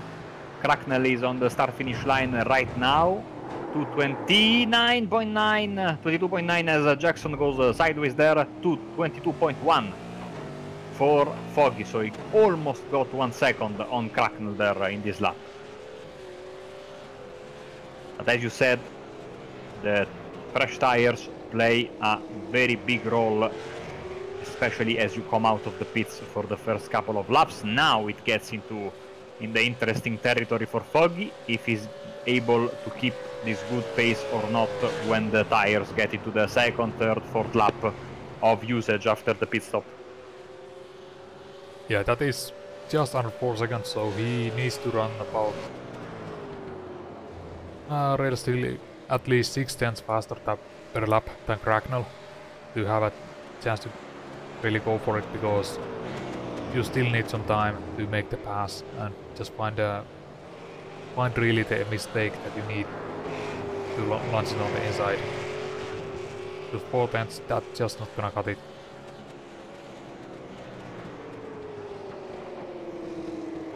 And looking at the sector times, well, so far Foggy is keeping up. He is 2/10 faster on sector 1 than Brandon or Cracknell. So he's definitely going for it, but we'll see if it's enough. Yeah, like we said, it's a long lap around here, so you have the time, but of course you have to be perfect. You cannot make any kind of mistake, and of course, let's not forget, Foggy lost a lot of time by cutting the final chicane and then having a contact with Klusterman a couple of, let's say, 1 lap later, I think. So he lost some precious time there, and that could have helped not only to pass Cracknell, but I also think maybe could have had a shot at Brandon, but I think that Brandon is in control mode right now. He's just waiting and keeping his car clean and on the black stuff, waiting for the end of the race as we start another lap 32, and Brandon has just set his fastest time of the race, and of course the fastest time overall at 2:21.8. Foggy is still 1 second faster than Cracknell even this time around. So the battle, I think Sam is definitely on between these two guys. Yeah. At this pace we will see the battle for second place. While we also keep an eye on this battle for fourth place. McKnight also, again, not very good to run out of the turn 1. Jackson is close, but I mean, he just doesn't want to risk it. It's just too risky to go side by side here. Now can he get a good run?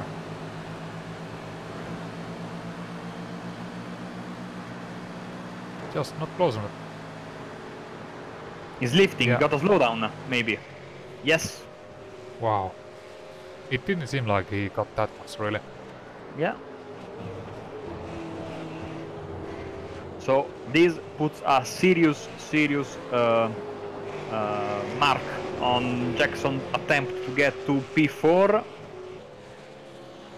And McKnight can breathe just a little bit. The gap now up to 1.2 seconds. So we've been used for several laps to see Jackson bumper to bumper with McKnight, and now McKnight will have the time maybe to put a couple of decent laps down and put away any kind of doubt and secure the fourth place on the final results, as Foggy once again had his fastest lap of the race so far, 22.06. O'Brien and Morricone going at it. Morricone the red car on the outside, O'Brien the green car now on the inside. Going to the Lecombe chicane. Morricone has a lot of pace. He's been the surprise driver this season, very constant. He's trying to bring home another top 10. Sitting in P5 in the championship before the beginning of this race event. Yeah, Morricone, he is perhaps slightly faster than O'Brien, but O'Brien is doing a great job at defending, although now... No, Morricone is not taking a risk here. It looked like he had the inside line, but just backed off. Finally, the repairs are over for Gary Croft, and he's back on the track after, well, let's say, suffering a very strange engine failure, and of course having to go back to the pits.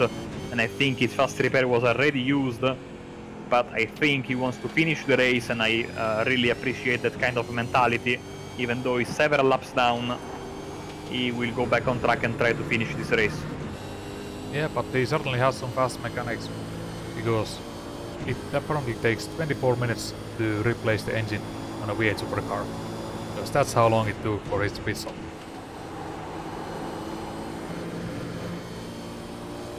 As we see Morricone going on the inside here. Good run. But again, just not as confident under brakes and just backs off.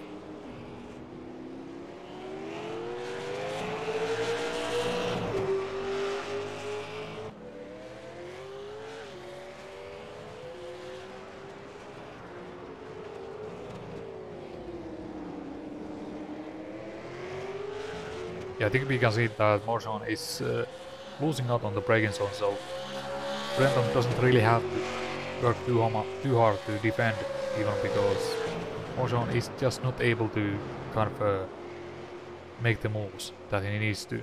I mean, he's fast. We see him catching up after every corner.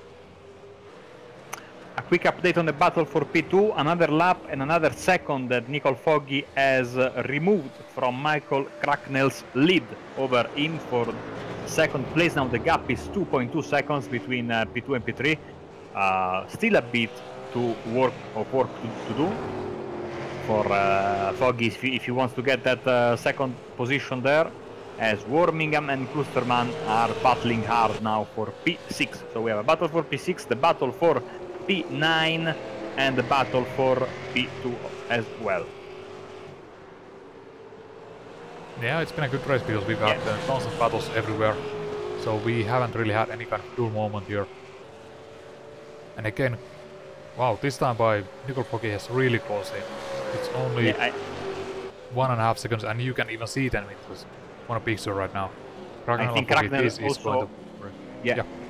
Sorry, Cracknell also, I think, made a mistake towards the end of this lap. the lap that just finished. 34 laps now, well, 33 laps in the books, 34 laps out of 37 currently running. Brandon, Cracknell and Foggy. Foggy is lapping extremely fast once again. He doesn't have a lot of time and passing is never easy, but I think he will have a crack at his opponent. No pun intended. Yeah, I think that is pretty much all he is going to have, because he doesn't have extra laps to really waste time searching for it, and he just has to go for it if he gets close enough. I think maybe next lap, which will be lap 35, he will be within striking distance, and then he will have 2 laps to go. 2 more laps to really make the move. But I don't think he will catch up on this lap. Not yet. Gap is 1.3 seconds right now, so soon enough it will appear.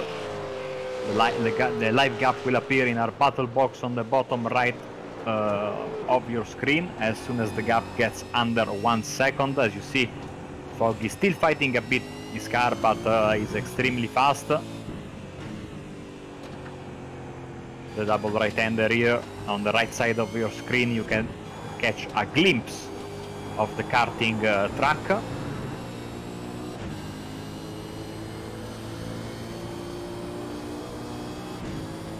The best bar around the track, I think, is located there, so if you want to grab a beer, go there absolutely. Cracknell goes a bit wide at the Blanchimont corner. Hard braking there at the bus stop as the race leader started lap 35. So 3 laps to go. Let's see, they come across line. Cracknell has been kind of picking up his pace just a bit compared to Foggy. That was only 5/10 that he lost. So this is going to get really interesting, because right now Foggy is not close enough to really catch up to the draft. It's about 8/10. Small off track there. Oh, and I can also tell you that at least on our time screens, Foggy... No, that is Cracknell who has 45 off-track incidents of some variety. Whereas Brandon has only 14 and Foggy has 20. But of course, our stats are a little bit more punishing. So not all of those necessarily translate to what is registered in-game. Foggy with extremely fast sector 1, his personal best. 38.7, whereas Cracknell was 39.15.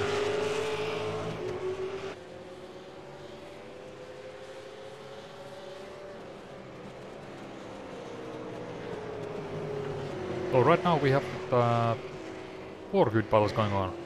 For second place is Michael Cracknell versus Nickel Foggy. And for 4th place we have Jay McKnight versus Chris Jackson. And then for the 6th place, we still have the Birmingham versus Brewsterman. And behind them we had a moment ago, I believe it was between O'Brien and Morjon, but it seems like this gap kind of lives. Yeah, now it's over a second. It looked like Morjon had a better pace a couple of laps ago, but now O'Brien has been able to pull away, so good job. And both of these guys, of course, will be rewarded if nothing else happens with a very nice P10. Oh, look at this. Very, very close between Foggy and Cracknell on the bus stop chicane. Defending very hard is Cracknell there, but Foggy has a better exit. I think he will go for a move here at the La Sauce hairpin. Moving all the way to the outside. The XVR driver to get a better exit and a good run. Maybe we will see a pass on the Eau Rouge, but or maybe not. We haven't seen one today. These guys have been very, very careful as we run on board with Foggy hard on the curbs. Oh, I think Cracknell got a little bit of the inside curve there. No slowdown. That was extremely close to getting a slowdown. Great exit by Foggy. Moving on the left side, getting all the slipstream. Side by side, into the corner. Be careful, guys. Oh, there's contact, and Foggy cuts the corner. Then he comes back on the track, avoids hitting Cracknell. Hopefully, just an off track and not a slowdown for Foggy. It is a slowdown, yeah. And I think, Sam, that is P2 sorted. Cracknell will get the second spot on the podium, and Foggy will have to settle for P3. And I can guess that Foggy is not going to be happy about that. Absolutely not. And he is already closing in again, so you never know, he might go for it in the last lap as well. As long as he has a chance.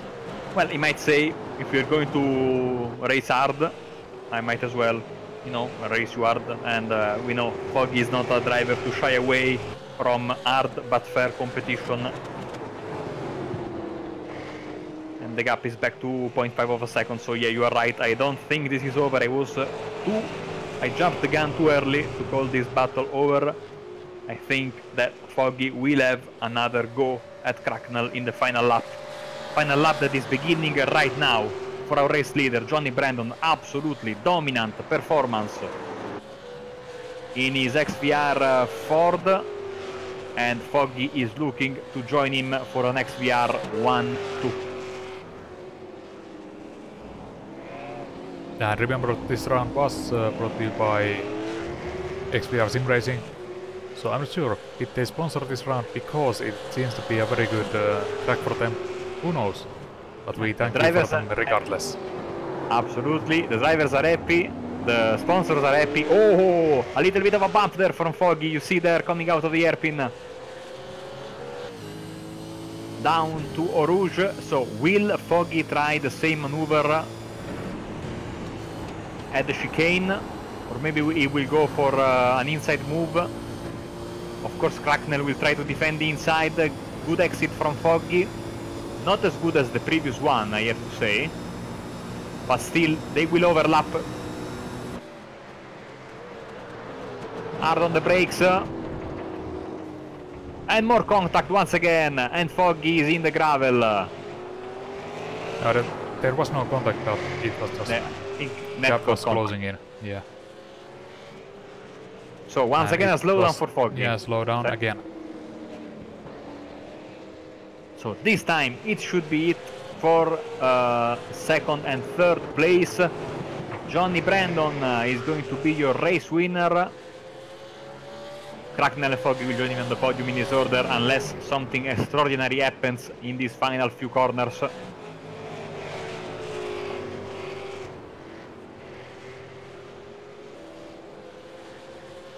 Yeah, you never know. We might see Foggy make a drive on the inside of the balance again, but I think that's his last and only opportunity to really get that second position.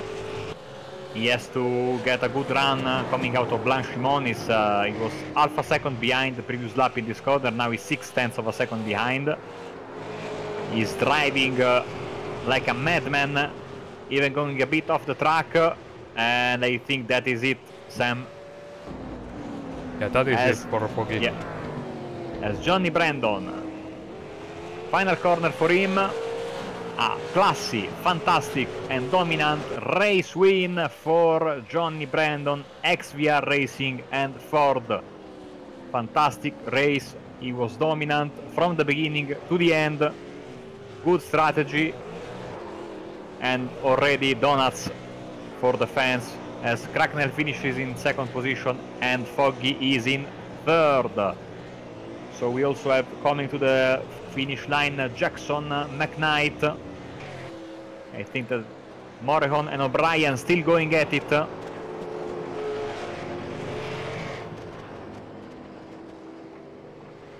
Morrison desperately looking for a way past. Looking on the outside, looking on the inside. Maybe he's the driver that's going to go for a dive bomb at the chicane, since this is the final lap. Nothing to lose, honestly, because Bogatairev is way behind.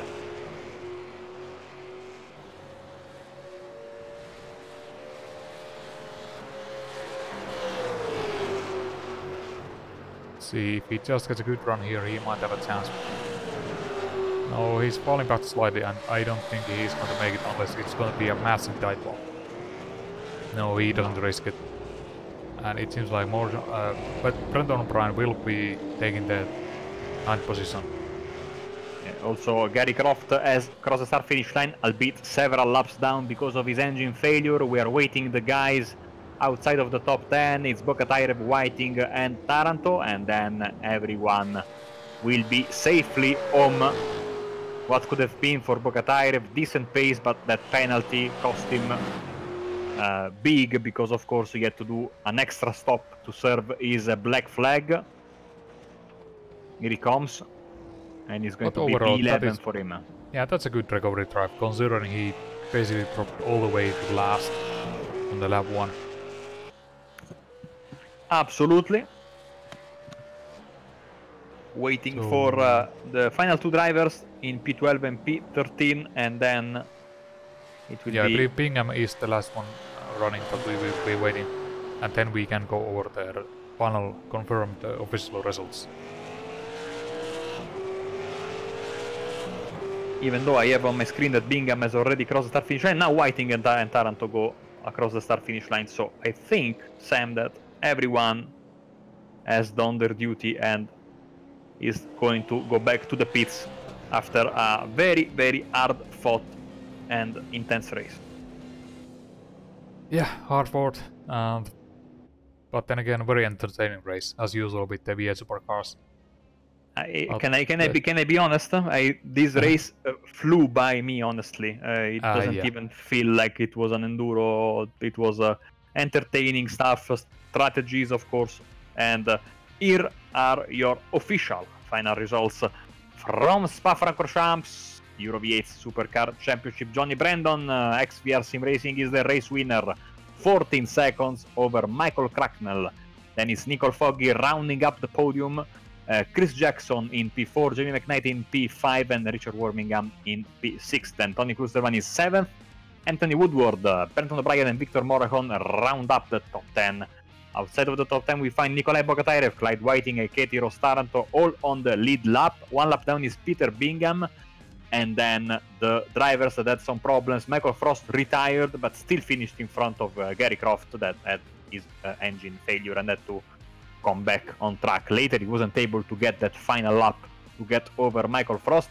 Bill Switzer, P16. Sadly, Michael Taliancic involved in that crash at the very beginning of the race, and I think we are only left with Josh Thompson, who did not take the start. So another great race, and I think we'll wait a bit if we have some drivers waiting that want to get interviewed, but you know, it's been a very long race.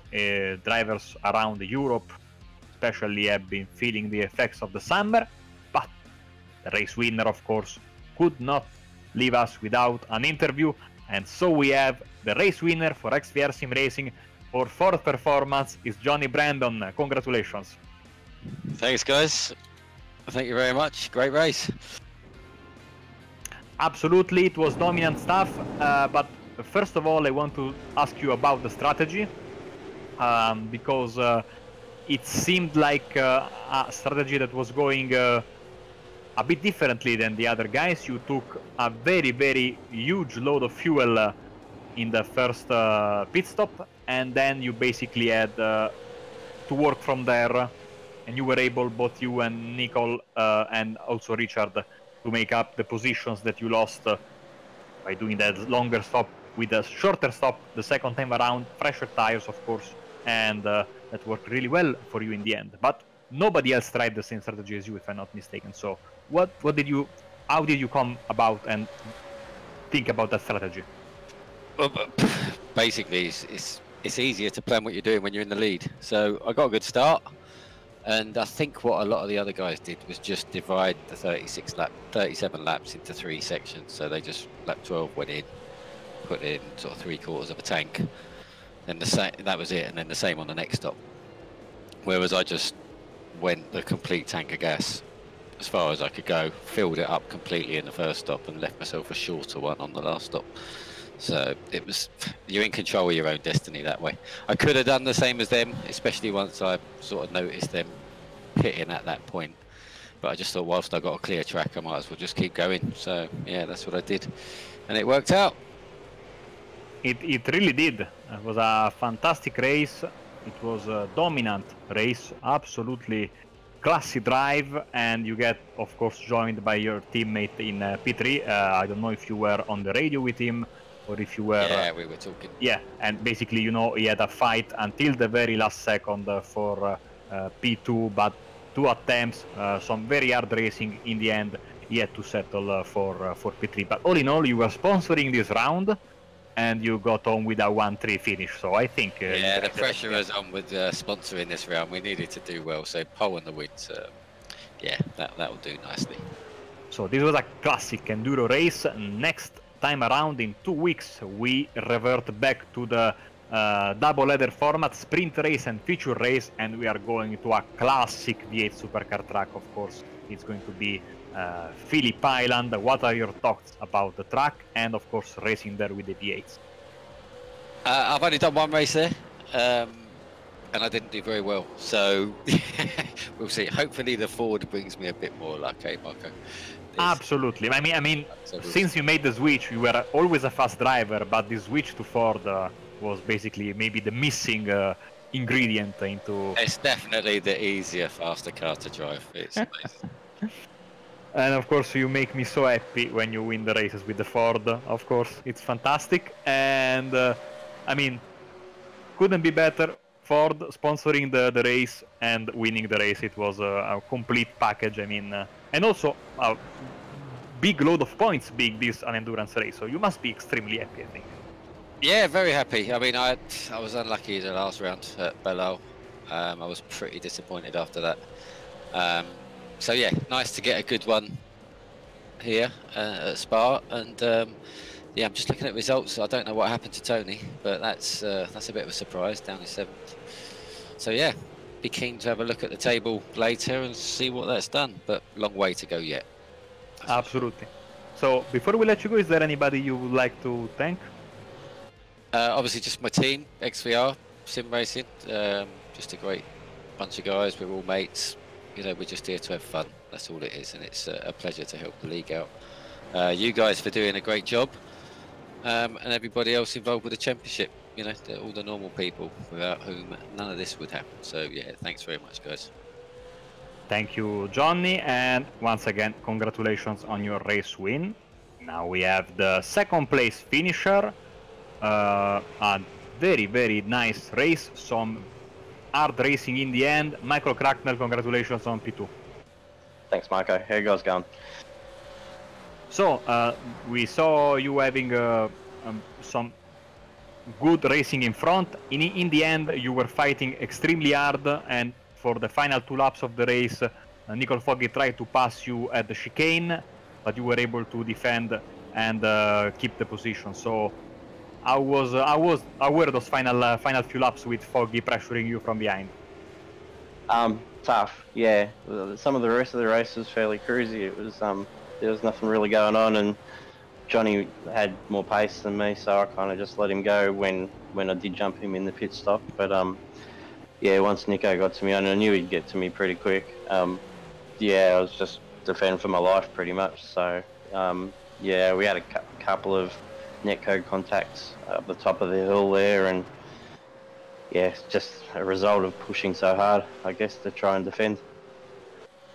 So this was one of the 2 endurance events. What have you learned today that you can apply when we come around towards the end of the season, towards the other enduro event of the season in Mount Panorama? Well, Mount Panorama is one of my favourite tracks, so yeah, I'll probably be quite confident there. But I can't underestimate any of the guys around me. Like everybody seems pretty quick, particularly Nico and Johnny. They've got pace pretty much everywhere we've been so far. So, so yeah, just keeping it clean. It's an endurance race. Don't fight too hard at the start, and do what you got to do to bring it home. Next week is Phillip Island. Your predictions? Do you like the track? Yeah, it's like a home track for me.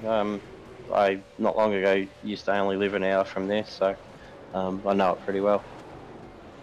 Okay, before we let you go, is there anybody you would like to thank?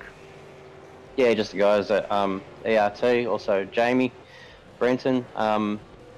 Jamie, from what I heard, had an unfortunate incident towards the end, but he was going quite well up until then. Yeah, and just sponsors with Logitech and JRT. Thank you very much, and once again, congratulations on a very, very good second position in the end. Great, thanks guys. Cheers, it was good fun. And finally, we have Chris Jackson, who joins us for an interview. And in the end, Chris, you were fighting. You had a lot of fights towards the top end of the standings, usually around top P4, P5. Long battle with Jamie McKnight. In the end, you gained 3 positions on your starting spot, and you finish just on the 1 position below a podium. How was that race? It was a good race. Tony and I both started low pressure, so once he called out, he went higher. Cars seemed to come alive. So first, I think 14 laps, I was just trying to stay in a draft and just be clean. I was actually hoping to get the bonus 25 points, but I think I got 2x or 3x. I drifted wide once, and that threw that away. But the battle with Jamie was a lot of fun. Battling a bit of an injury. My calf rolled up. I drifted off him. I didn't think I was going to be able to get back with him, but luckily I was able to get back. We had a touch. He thought he was holding his line. I thought I was holding my line. I think there was room on either side. It's unfortunate we touched. I apologize to him. I mean, no harm. So that part was unfortunate. It would have been good to finish the race fighting each other. So my apologies to him, but I meant no harm there. This is one of the 2 endurance events of the season, and it's, of course, the beauty of this championship. You have super sprint events, the regular double headers, and then, of course, these very long endurance races. Is there anything different that you do while preparing one of these endurance rounds? Or it's just like business as usual, just when you prepare the super sprints or the double headers? I think you prepare more for a race setup. Qualifying in these races isn't nearly as important. If you can be a 10th a lap quicker over the 37 laps, your qualifying position really doesn't mean too much. So I think spending more time on a full fuel set is more important. Other races where it's super sprint, having that track position in qualifying is more important. So. And of course, the ritual question about next week. We are going to Phillip Island. What are your feelings about that racetrack? I don't want to jinx myself, but that's my favorite track. So hopefully I can do myself proud and do Never Quit Racing proud. So. Speaking of that, before we let you go, is there anybody you would like to thank? Thank my family for letting me jump on today. Never Quit Racing. They did a lot of work on the setup. And you guys for the good podcast. Cheers. Thank you very much, and once again, good race. Congratulations for the 4th spot you got in the end, Chris Jackson. So, Sam, I think we are running out of time. It was a very, very pleasant evening, and I cannot wait, honestly, both for the race in 2 weeks at Phillip Island and for the next Enduro later in the season in October, of course, the classic Mount Panorama track. Yeah, next week at the Phillip Island, I think that is gonna be great. I also mirror some of the comments from the drivers. It is one of my favorite tracks. It has just nice feel to it. It's very pleasant to drive, really, and it looks great. So I can't really wait for it. And I think what we saw tonight, the endurance format really works with this car. I mean, even if some gaps open up, the battle packs form really quickly. So it is extremely entertaining for us and hopefully for viewers as well. Yeah, and it's one of those cars that you cannot relax for a bit. The moment you relax while driving this car is the moment you make a mistake, so nothing is ever certain, and we've had amazing fun. The fun that doesn't stop, of course, on Apex Racing TV, because tomorrow we will come back. We have 2 races for you. On 12 GMT we will find we will be live from Monza for the iRacing Grand Prix Series, whilst later in the day at 20:15 GMT, don't miss the first round of the BSR Grand Tour Showdown live from Japan, Okayama Racing track. So it's going to be a full Sunday of racing. From Marco Verbanera and for Sam Kumo, a good night, and we will catch you hopefully tomorrow.